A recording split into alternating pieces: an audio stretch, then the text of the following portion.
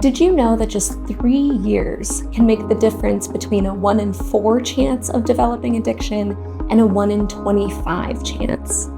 Here at Partnership to End Addiction, one of our goals is to help young people by preventing or delaying their substance use for as long as possible. It's not often discussed as something that increases risk, but how old someone is when they first try alcohol or other drugs makes a huge difference in their overall risk for developing addiction.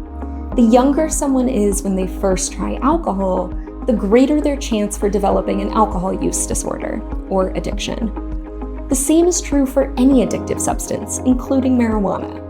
And we have research data that supports this. Individuals who first use substances before the age of 18 have roughly a 1 in 4 chance of going on to develop addiction. For those who wait until 21 or later, those odds drop to about 1 in 25.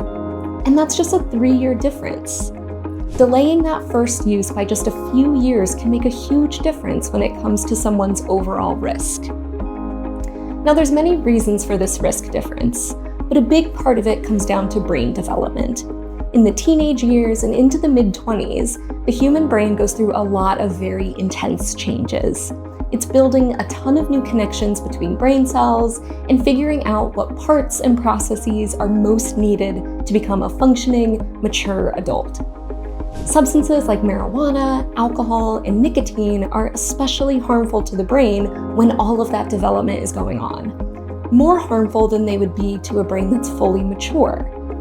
Substance use during adolescence can cause permanent changes to the brain that will last into adulthood. If you think of the teenage brain as a construction site, a bad storm is going to cause more damage to a building that's under construction than it would to a complete building with an intact roof. Drugs and the developing brain are similar.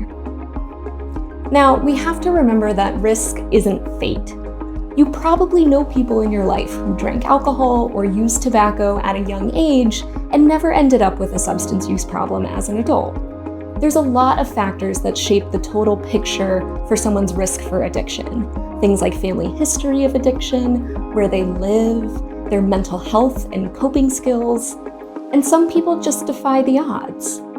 But when it comes to the kids in our lives, we obviously want to reduce their risk as much as we possibly can. And the science here is clear. The earlier they start using, the higher their risk. That's why it's so important to delay substance use as long as possible.